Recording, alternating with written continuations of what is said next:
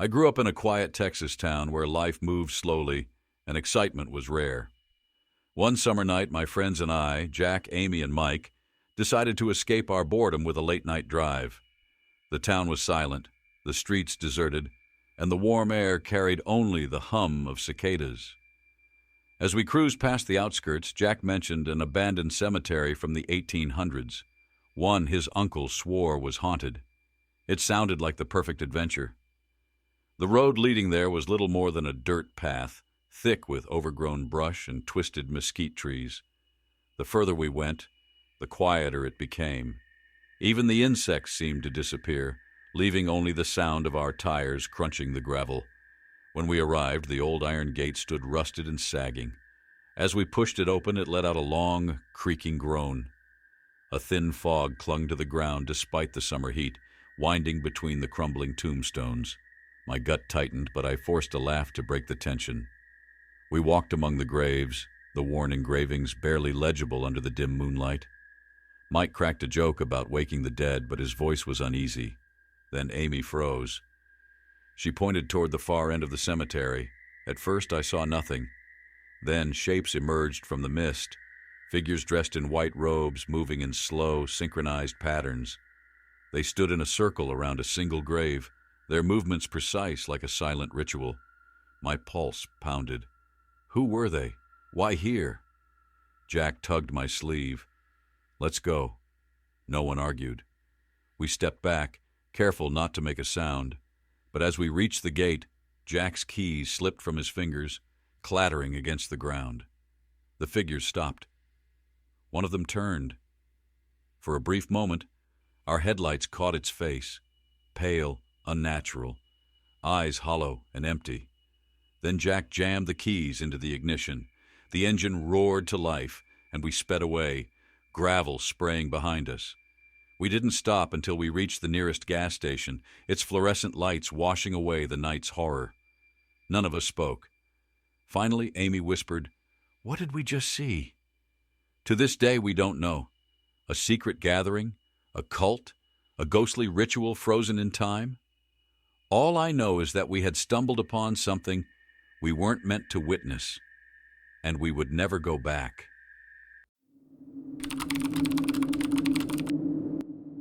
Late one summer night, I was driving down a Texas highway with my two kids, Elena and Matto. We were heading home from a friend's house, and the long drive was stretching my patience. The kids had been bickering non-stop. Finally, I pulled onto the shoulder, turned on my hazards, and stepped out to face them. "Listen," I sighed. "I need you both to calm down. It's late, and I need to focus." They quieted, though their scowls remained.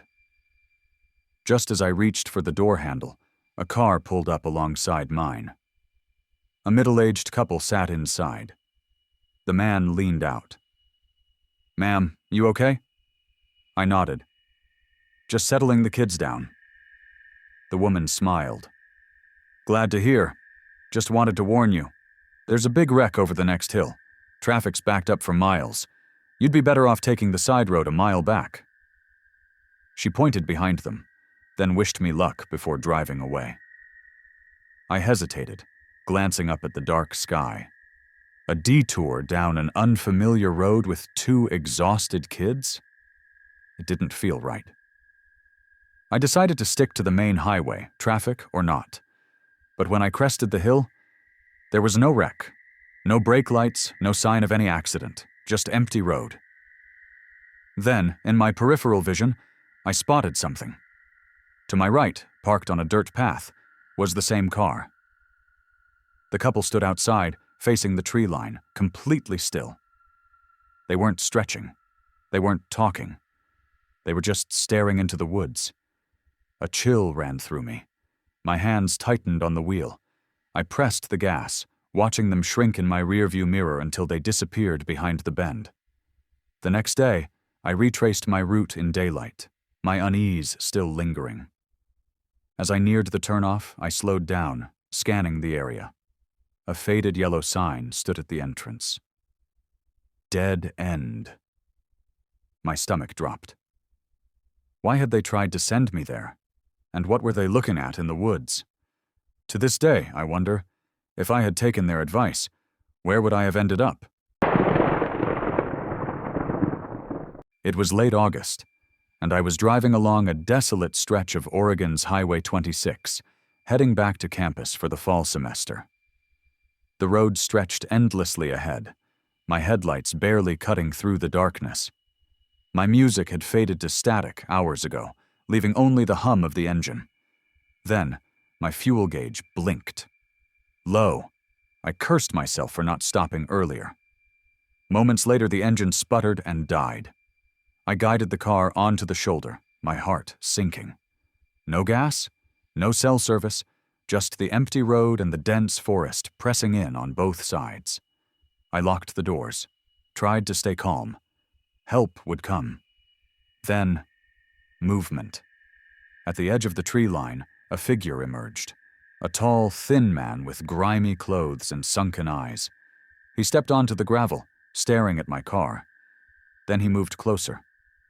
I gripped the wheel, my breath shallow. He leaned against my window, cupping his hands against the glass. His lips moved, but I couldn't hear him. Then, a knock. Gentle at first, then harder and harder. Hey, you okay?" His voice was muffled. "I need help." I didn't respond. He knocked again, more desperate this time. His eyes darted nervously between me and the woods behind him. My gut screamed something's wrong. Then, headlights. A police cruiser appeared in my rearview mirror, rolling to a stop behind me. Relief flooded my chest. The man saw the lights. His expression shifted. Panic. Then, without a word, he turned and sprinted back into the trees, vanishing into the darkness. The officer approached my window. "You all right?" I nodded, voice shaky. "Ran out of gas, and that man, he was knocking on my window asking for help." The officer turned his flashlight towards the trees. Nothing but swaying branches. "We've had reports of a man like that along this highway," he murmured. "No one knows who he is. He always disappears before we get here." He offered me a ride to the nearest gas station. As I climbed into the cruiser, I stole one last glance at the dark tree line. I never saw him again. But sometimes, when I drive lonely roads at night, I wonder if he's still out there, waiting. These versions keep the tension and suspense high while ensuring originality. Let me know if you need any adjustments.